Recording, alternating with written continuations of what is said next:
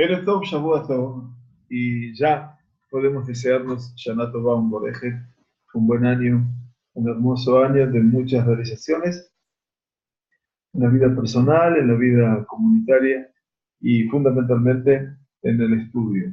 Que realmente Kadosh Baruj Hu nos dé la fuerza suficiente para poder realmente continuar con este tiempo de poder sumarnos al estudio semanal del Rambam.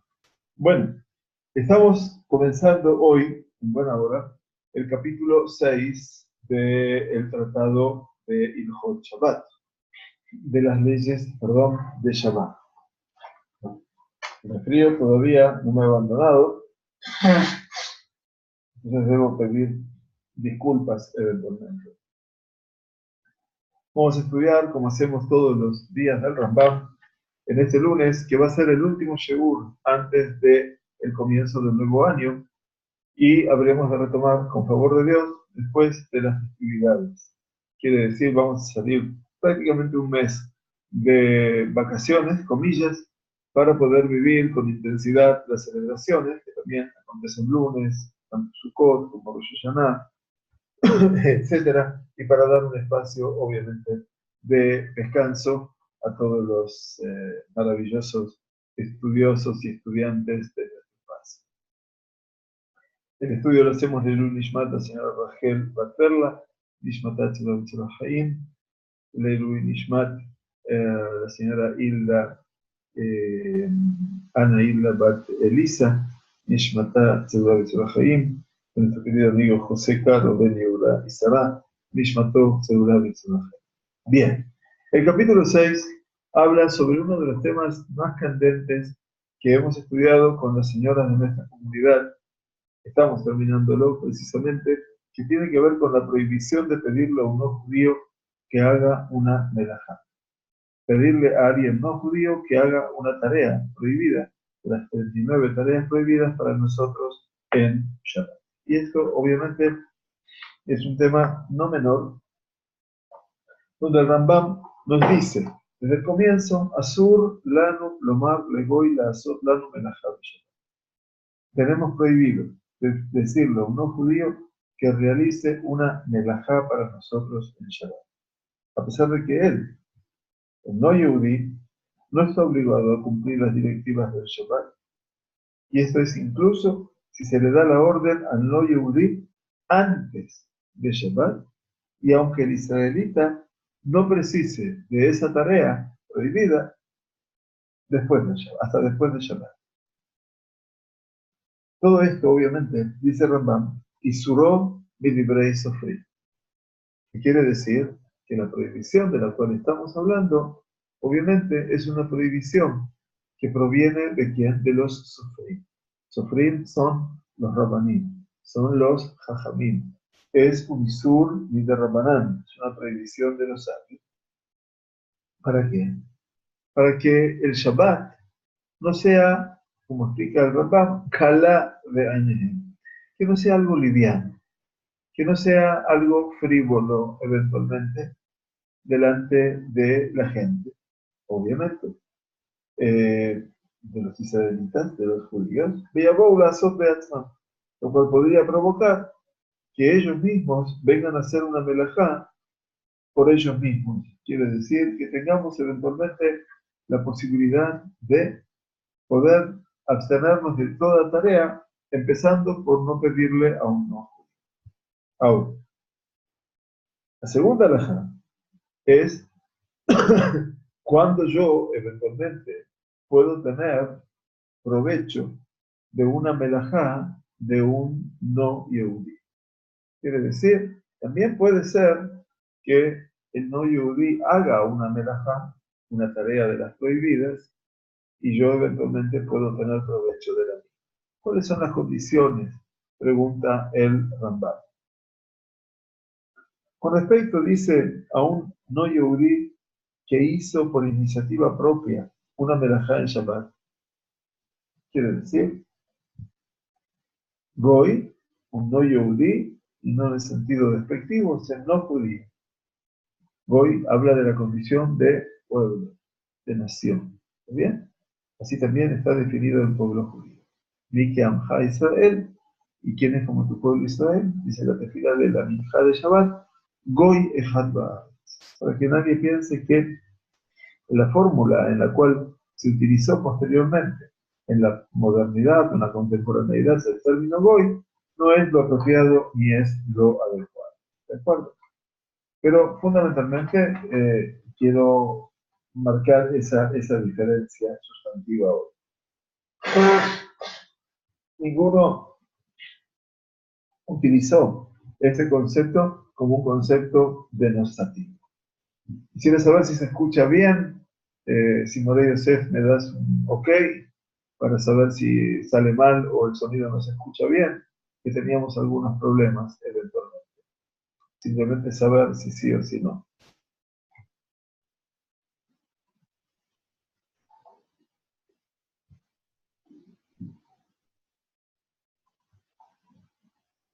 Bien.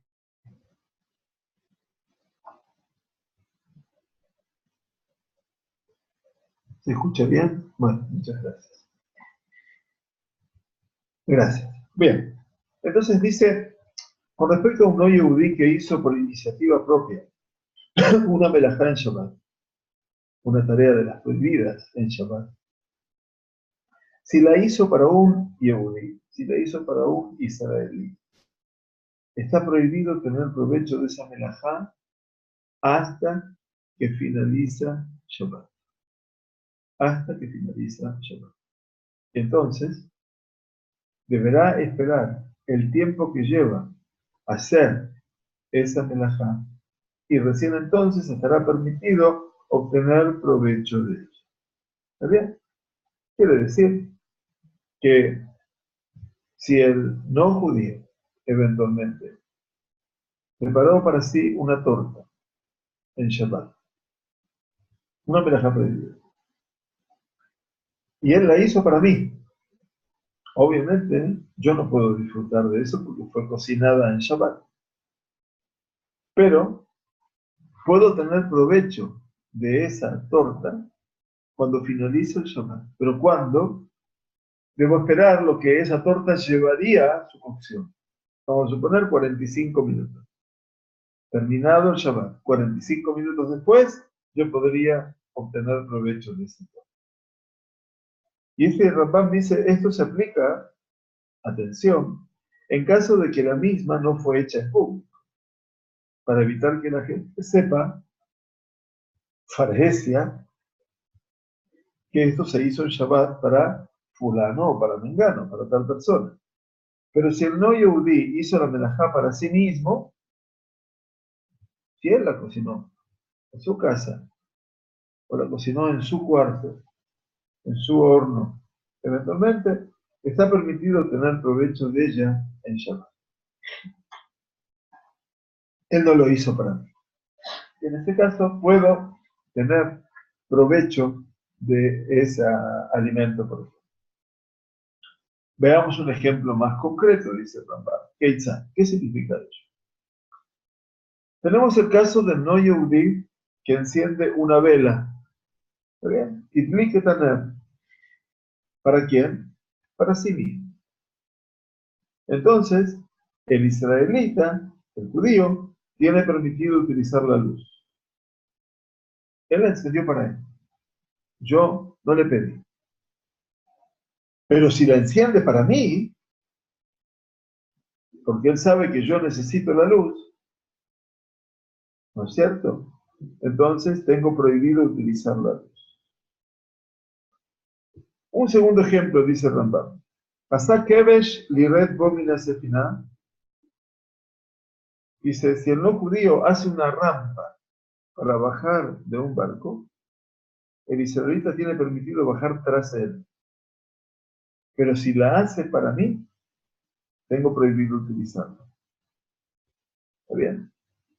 En este caso, de todas maneras, no se va a dar la halajá para quienes eventualmente, bueno, por ejemplo, tienen la posibilidad de, irse de viaje y se van eventualmente en una embarcación, ¿no? Entonces dice, muy bien, ¿qué hago yo? Voy en una embarcación, eventualmente, y el barco llega a puerto en Shabbat.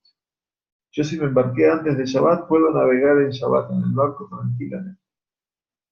Ahora, ¿qué pasa cuando el barco llega a puerto? Llega al puerto de Rodas, llega al puerto de Creta, donde fuera. Entonces, bueno, los marineros, que ninguno es Yehudi, ponen la rampa para todo el pasaje. ¿Está bien?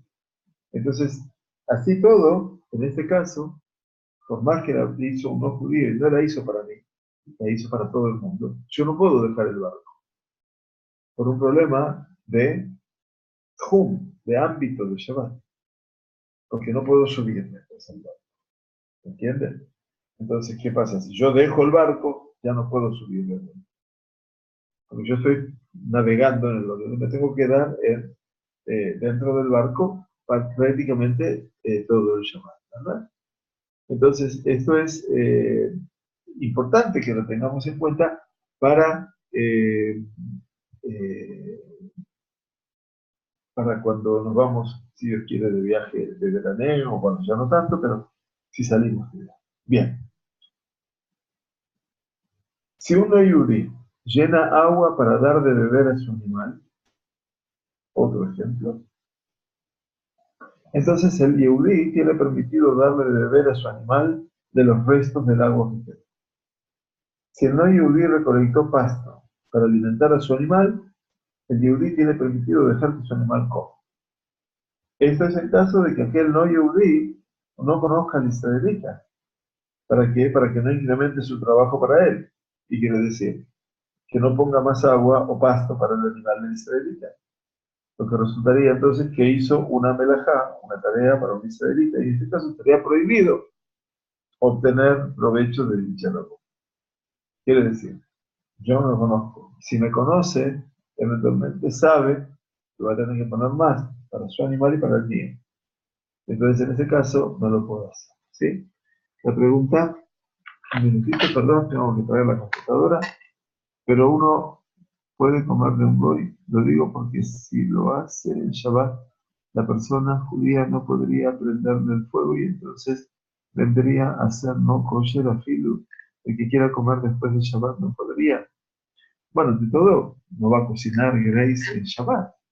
O sea, si va a cocinar en Shabbat y el no yehudí, como dije, el no yehudí cocina para sí.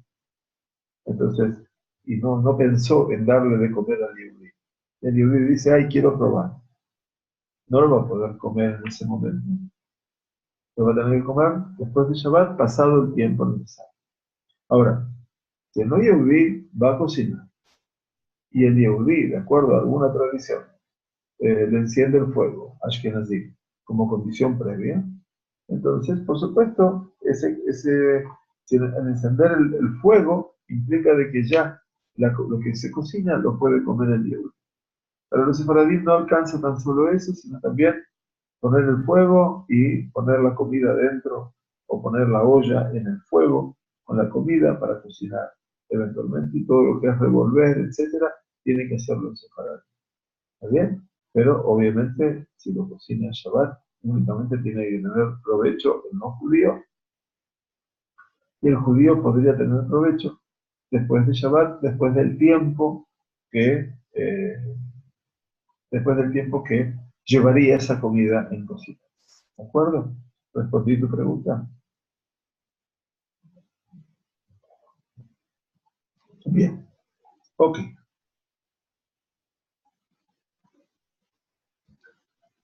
Lo mismo dice el Rambam, se aplica a otras cosas además del agua y el pasto, que puede suceder que el no judío haga más para tener en cuenta al Yehudí. No se debe tener provecho de aquello en Shabbat a menos que no se conozca. O sea, que si no lo conozco, eventualmente puedo tomar para el animal. Abad, dice la cuarta alajá. Davar she'en bo le'arbot ulema'e. Pero con respecto a algo, explica Rambam, que no es posible aumentar o disminuir. Por ejemplo, el encendido de una vela o construir una rampa.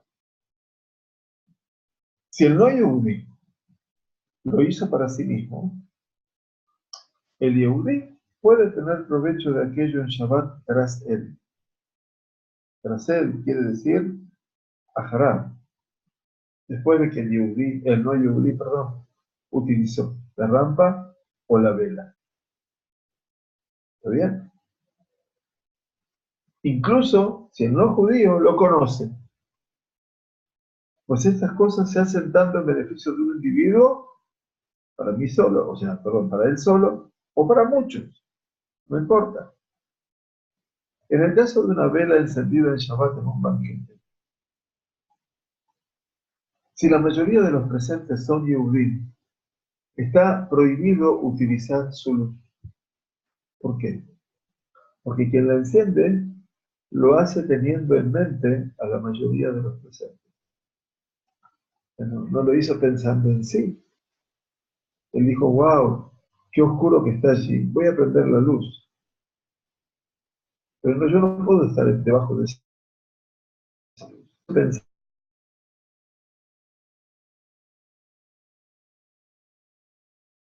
Pensando,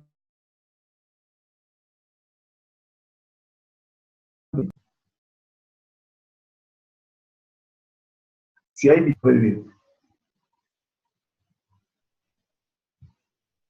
Tenía razón el Moré, la conexión de internet mía es inestable. Pido disculpas si alguno no escucha bien. Si se produce un incendio en Shabbat y viene un no judío a apagarlo,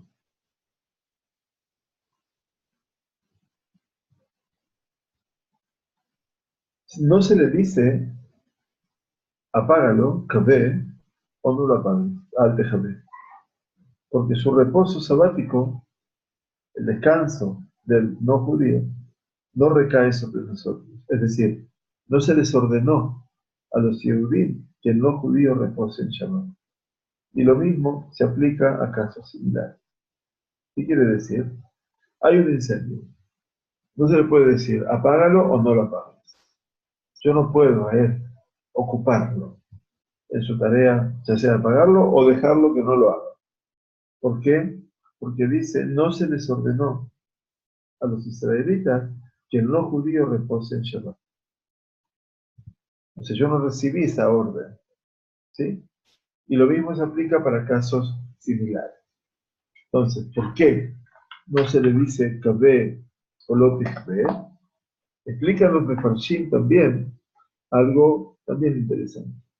Quiere decir, no se le dice, dice la Gemara, Ein limchot beyado. No hay que quejarse, no hay que como llamarle la atención. ¿Por qué? Porque Ein shvitato aleno. Nosotros no estamos ordenados a que el no judío haga Shabbat. Por lo tanto, dice, así igual los demás casos. O sea, yo estoy ordenado por la Sagrada Torah, Beshameru Bene Seret Shabbat. La azot es Shabbat de Dorotam. ¿Quién está ordenado a hacer Shabbat? Yo. Pero en ningún momento Akadosh Baruj Hu me ha dicho a mí, y también cuida de que el no judío lo cuide. No me lo dijo a mí. Después habrán de venir las reglamentaciones con respecto a si un no judío puede cuidar Shabbat. Y entonces, ahí veremos que no. Y por eso siempre es conveniente que no ha ingresado todavía bajo las alas de la divinidad. En este caso, se puede cubrir todas las melajot prohibidas de Shabbat menos una. Que por lo menos en el interior de su casa, durante Shabbat, en forma solapada, no hace falta que lo haga delante de la gente, vaya y que prenda y apague la luz. Ya está, se terminó. Ya no cumplió el Shabbat. Y todos los demás sí. Participó del Kiddush, vendió vela, cantó las canciones, hizo Birkat Hamazon, estudió Torah, porque está obviamente educándose para ese proyecto. Entonces tampoco uno tiene que esperar hasta llegar al proceso final para decir, ahora puedo hacerlo. No, lo puedo hacer desde siempre, menos una cosa. Ese sería el criterio. Muy bien. Ahora, el Rambam trata sobre un tema también ligado a los no judíos, que trata sobre un tema que tiene que ver con la muerte. Si no Yehudim hicieron un cajón en Shabbat, un arón, donde se sepultaba al muerto, para un fallecido que era judío, Bejafru lo kever Shabbat, y le cavaron la tumba en Shabbat, o Ibiu lo halilim lispot bahem, o transportaron flautas, por ejemplo, de una propiedad privada a la calle, lo cual está prohibido por la Torá, para hacerla sonar como manifestación del dueño. Quiero que noten ustedes, estudiamos también en el Halajá en algún momento de nuestras clases, que, bueno, independientemente de lo que representa hacer el arón, el ataúd de la persona, o cavarle la tumba en Shabbat, que también es la Jfor, ¿no? También es una tarea prohibida, transportaron flautas. En épocas antiguas, remotas, también parecía ser que la música ocupaba un espacio significativo en todo lo que representaba el entierro o la muerte. Era como sensibilizar a la gente. La música obviamente sensibiliza y cómo. Y entonces, transportar las flautas no se podía hacer. ¿Por qué? Porque era sacarlos de una propiedad privada a una propiedad pública. Y esto se llama tiltul, eventualmente, de llevar de un lugar al otro, no se puede hacer en Shabbat a no ser que tengamos sabemos, ¿no? Un eruv. Quiere decir que tuviésemos un espacio que haga un dominio común, tanto de mi casa como de la calle, el dominio público del dominio privado. Entonces acá hablan de, si no judíos hicieron el adón, el ataúd, o cavaron una tumba, o transportaron flautas, si hicieron esas acciones discretamente, al finalizar Shabbat, se espera el tiempo que lleva a hacerlas para no tener provecho de la profanación del Shabbat y se lo entierra haciendo uso de ello. Quiere decir, ¿cuánto llevó a hacer el ataúd? ¿Una hora? ¿Cuánto llevó a cavar la sepultura? ¿Hora y media? ¿Ir a buscar las flautas? ¿20 minutos? ¿Media hora? Ok. Entonces tenemos tal vez 3 horas. Ok, terminado el Shabbat, 3 horas. Ahí se podría llevar a cabo, eventualmente, el entierro de ese hijo. Siempre y cuando hayan pasado las horas necesarias de todas las tareas que hicieron, para no tener provecho de la profanación del Shabbat. Es lo mismo que antes, pero en este caso un tema luctuoso.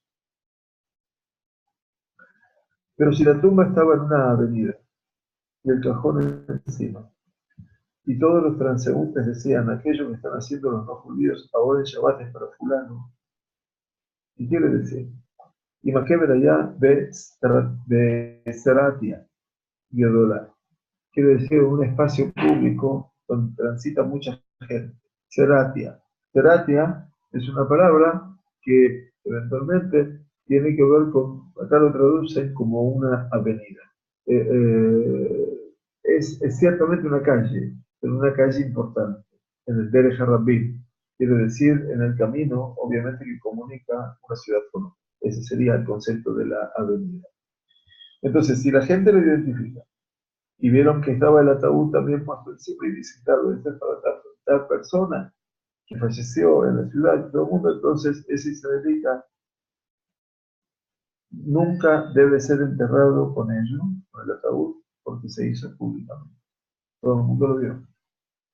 Y está permitido enterrar con ello a otra israelita si se espera finalizar el Shabbat, el tiempo que toma realizar esas acciones. Y lo mismo se aplica a casos similares, dice el Rambam.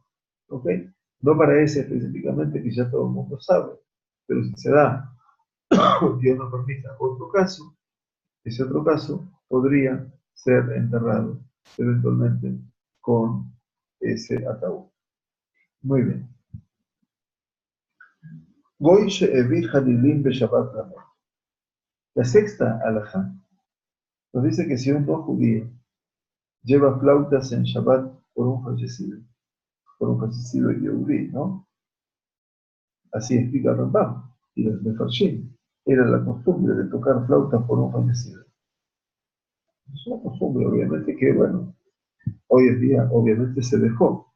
Yo tengo mi teoría de por qué se dejó, pero no lo vamos a compartir ahora, eventualmente. Pero, eventualmente, como que empezó a decirse que todo eso es más egoísmo. Aparentemente, como que todo eso son realidades que están ligadas a los no judíos. Pero originalmente no era así. Originalmente el Rambam lo cita como algo fuerte, ¿no? Pero bueno, lo vamos a estudiar en otro momento, cuando tengamos que estudiar este tipo de otras alegrías, lamentablemente.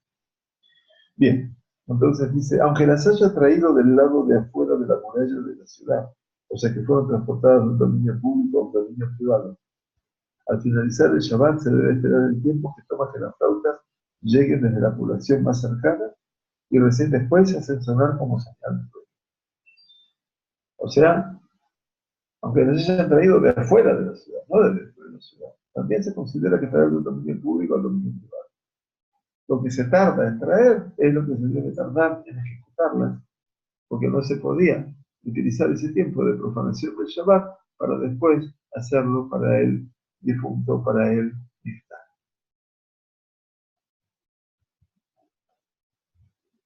Ahora bien,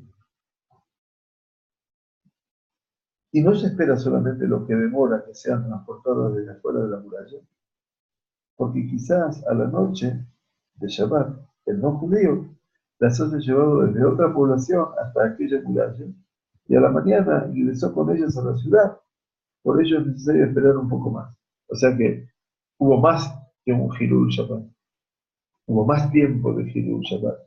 Y por lo tanto, como no lo sabemos, eventualmente entonces, lo interesante es que hay que esperar más.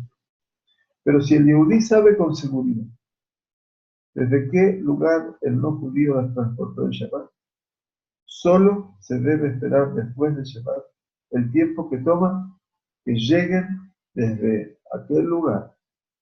Esto es, si no se hizo tan públicamente, como hemos dicho en la halajá número 5, ¿se acuerdan? Y hablábamos que la tumba se hizo en una avenida, en una calle muy circulada y el cajón estaba allí, todo el mundo sabe. Entonces dice, en cuyo caso estaría prohibido utilizarlas para este ejercicio. Porque van a saber que esas flautas, la gente que va a decir, se trajeron para el sepelio de tal persona. Entonces van a decir, esto se trajo especialmente en Shabbat. Cuando se transporta un objeto en Shabbat de manera prohibida, está prohibido utilizarlo en Shabbat. Esa es la regla general. Incluso cuando termina Shabbat no se puede utilizar inmediatamente, sino más bien, insistimos, es necesario esperar el tiempo establecido, como se ha explicado, dice el Rambam. Muy bien. Hablamos ahora de otra realidad.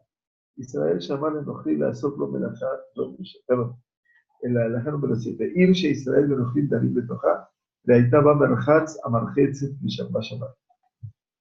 Dice, en el caso de una ciudad en la cual viven israelitas y no judíos, donde hay un baño público que funciona también en Shabbat, baño público, Merhatzao. Quiere decir, hay lugares en los cuales la gente no había baños privados y por lo tanto eran los baños públicos. Si la mayoría de los habitantes de la ciudad son no Yehudi, está permitido bañarse allí, apenas termina el Shabbat. Pero si la mayoría del lugar son Yehudi, se espera el tiempo que lleva a calentar el agua, porque se calienta para la mayoría. En caso que sean mitad y mitad, se debe esperar el tiempo que lleva a calentar el agua. Y lo mismo se aplica a casos similares. O sea, en este caso, obviamente, es importante, Yehamu Jamim, y quiere decir que se caliente el agua, y se calienta el agua es el agua para ducharse, para bañarse. ¿Ok? Entonces, esto es importante, saber cómo había que actuar de oficio en una ciudad donde había judíos y no judíos.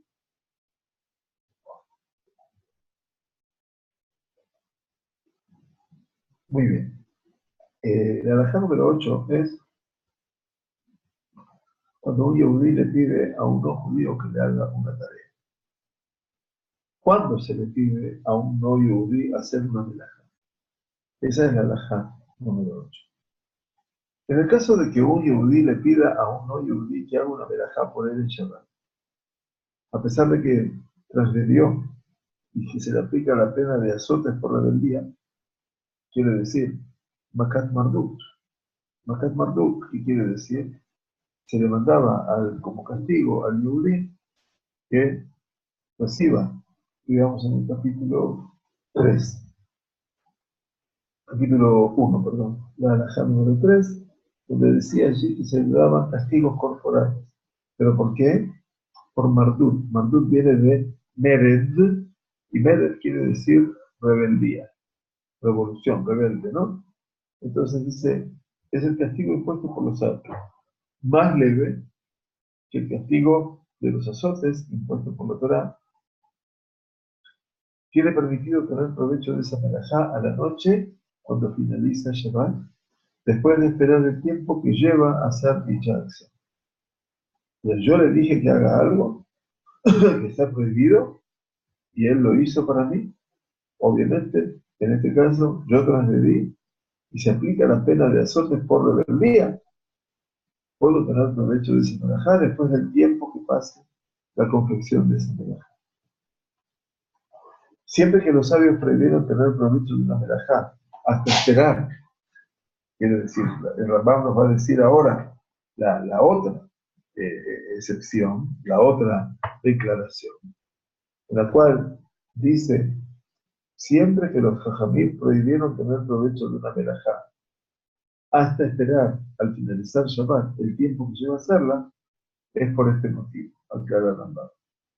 Si se dijera que está permitido tener provecho de ello, apenas termina Shabbat, quizás un israelita le diría a los judíos que se la haga para tenerlo preparado apenas termine Shabbat. O sea, no te le va a pedir que haga algo, sino que le va a pedir, dile, hazme esto y bien para que termine Shabbat. En cambio ahora, por cuanto que está prohibido tener provecho de ello cuando termine Shabbat, hasta esperar el tiempo que lleva a hacerla, no le pedirá a los judíos que se la haga, ya que no ganaría nada, pues deberá esperar a la noche, cuando finalice el Shabbat, el tiempo que toma hacer aquello que fuera hecho en Shabbat. ¿Ok? Entonces, bueno, tened en cuenta obviamente que no podemos hacer ni uso ni abuso. Y esto de decirle a un no judío que haga algo por nosotros en Shabbat no está bien. Y eso queda claro. Ya el Rambam lo tiene claro y la halajá es así también. Hay excepciones, por supuesto. Vamos a ver cuáles son. La halajá número 9 dice una acción que no es una melajá. Quiere decir que no está prohibida por la Torá en Shabbat, sino por los jajamim. Está permitido que un israelita le pida a un no judío a hacerla en Shabbat. ¿Qué quiere decir? ¿en qué caso? Sheyela Miktzat Hol. ¿En qué caso puede pedirle que haga esa tarea para él en Shabbat? Es la condición de que la persona tiene una leve enfermedad. Miktzat Hol. Quiere decir, Jolé. Ahí los parshanim dicen, el Rambam, Jolé Mamash. Está una persona verdaderamente enferma. Afirmo en voz acá. Inclusive explican los mefarshim del Rambam, los comentaristas, aun cuando esa enfermedad no genera un peligro de vida o muerte. O si lo cual se rajaba le enoja. Se suele hacer todas las necesidades de la persona a través de un no judío. El Tarim Shem Elajat de Oraita mutar af al de Israel. Y tareas que no tienen prohibiciones de la Torá, las puede hacer también en Shabbat por un enfermo, desde que no corre peligro, un yehudí también. Keitzad, pregunta Rambam, ¿qué significa ello? Un israelita le tiene permitido pedir a un no judío que trepe un árbol en Shabbat, o que nade en el agua para alcanzarle un shofar, o un cuchillo para la circuncisión, o transportar de un patio a otro, entre los cuales no hay eruv, no hay comunicación entre ambos, patio común, agua caliente para bañar a un niño o a quien sea. Y lo mismo se aplica a casos similares. ¿Está bien?